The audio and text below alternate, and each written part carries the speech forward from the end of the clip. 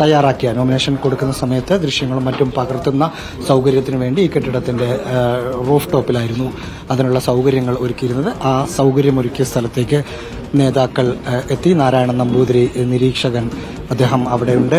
K Surendran അവിടെ എത്തിയിട്ടുണ്ട്. ഒപ്പം രാജീവ് ചന്ദ്രശേഖരൻ എത്തി. സുരേഷ് ഗോപി എത്തിയിട്ടുണ്ട്. MD രമേശ് ഉണ്ട്. സുധീറുണ്ട്. അങ്ങനെ പ്രധാനപ്പെട്ട പി കെ കൃഷ്ണദാസ് ഉണ്ട്. അങ്ങനെ പ്രധാനപ്പെട്ട കോർ കമ്മിറ്റി യോഗത്തിൽ പങ്കെടുത്ത എല്ലാ നേതാക്കളും എത്തിയിരിക്കുന്നു. ഇപ്പോൾ തൊട്ട അടുത്ത നിമിഷം തന്നെ ഈ നോമിനേഷൻ നടപടിക്രമങ്ങൾ തുടരും. ഇതിൽ ശോഭാ സുരേന്ദ്രനെ ഒറ്റ നോട്ടത്തിൽ ഇവിടെ കാണുന്നില്ല. മറ്റു പ്രധാനപ്പെട്ട നേതാക്കൾ എല്ലാവരും തന്നെ സംസ്ഥാന പ്രസിഡന്റ് സ്ഥാനത്തേക്ക് സാധ്യത കൽപ്പിച്ചിരുന്ന ആളുകളെല്ലാം തന്നെ ഉണ്ട്.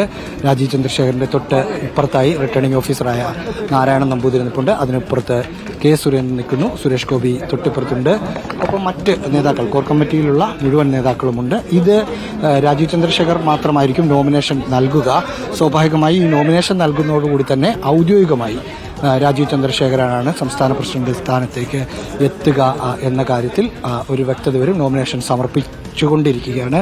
നാരായണൻ നമ്പൂതിരിക്ക് നോമിനേഷൻ നൽകി. കെ സുരേന്ദ്രനും സുരേഷ് ഗോപിയും ഒരു കൈ ആ നോമിനേഷൻ പേപ്പറിൽ കൈ വെച്ചിട്ടുണ്ട്. നേതാക്കൾ അതിനുശേഷം ചിരിച്ച് സൗഹൃദം പങ്കിടുകയാണ്. മാധ്യമങ്ങളെ കാണുമോ എന്ന കാര്യത്തിൽ വ്യക്തതയില്ല. നേരത്തെ നമ്മൾ രാജീവ് ചന്ദ്രശേഖരനോട് പ്രതികരണം ആരാഞ്ഞിരുന്നു. നാളെ കാണാം എന്നാണ് അദ്ദേഹം മറുപടി പറഞ്ഞത്. കെ സുരേന്ദ്രൻ മാധ്യമങ്ങളെ കാണുകയും ചെയ്തു. കെ സുരേന്ദ്രൻ അതിൻ്റെ നടപടിക്രമങ്ങൾ ജസ്റ്റ് സംസാരിക്കുകയാണ്.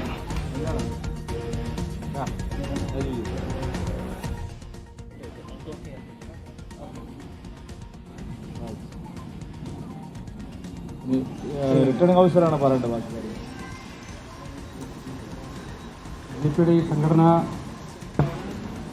വർഷത്തിലെ സംസ്ഥാന അധ്യക്ഷൻ്റെ നോമിനേഷൻ സ്വീകരിക്കുന്ന ചടങ്ങാണ് ഇവിടെ നടന്നത്. നോമിനേഷൻ സമർപ്പണം കഴിഞ്ഞു. ഈ സംസ്ഥാന അധ്യക്ഷ സ്ഥാനത്തേക്ക് ബഹുമാന്യനായ രാജീവ് ചന്ദ്രശേഖരനെ സപ്പോർട്ട് ചെയ്ത് മുൻ സംസ്ഥാന അധ്യക്ഷൻ ശ്രീ കെ സുരേന്ദ്രൻ, ബഹുമാന്യനായ കേന്ദ്രമന്ത്രി Suresh Gopi, Shri George Kurian, V Muraleedharan, Shri Kummanam Rajasekharan, Shri P K Krishnadas, Shri AN Radhakrishnan, Shri MD Ramesh, Shri Krishnakumar, Shri P Sudheer, Shrimati Shobha Surendran, doctor KS Radhakrishnan, P Ashok Kumar, professor VT Rama, Shri BB Gopakumar, MA Abdul Salam, K Ramanpillai, MV Gopakumar, Shri VV Rajesh എടുക്കൽ ഇത്രയും ആളുകൾ ആണ് പ്രപ്പോസ് ചെയ്തിരിക്കുന്നത്.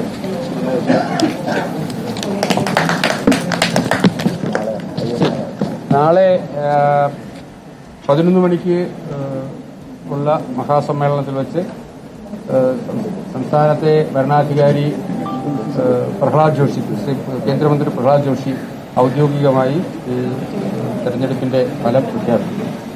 നാഷണൽ കൗൺസിലേക്കുള്ള ആൾക്കാരുടെ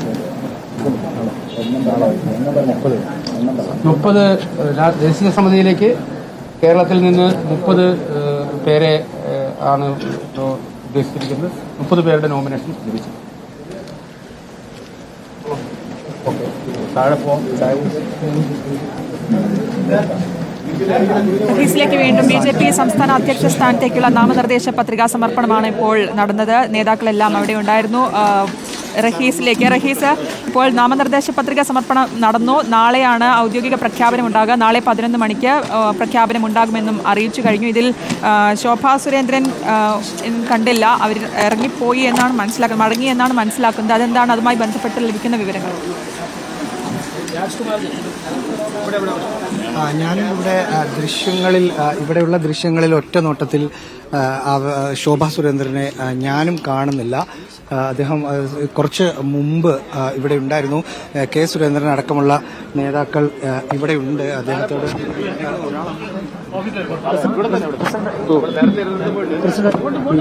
ശോഭാ സുരേന്ദ്രൻ എല്ലാവരും ഉണ്ട്. ശോഭാ സുരേന്ദ്രൻ ഇതിൽ നാമനിർദ്ദേശ പത്രികയിൽ ഒപ്പിട്ടിട്ടുണ്ട്. ഇവിടെ കാണുന്നില്ല. അത് എന്ത് ചോദ്യമാണ് ചോദിക്കുന്നത്?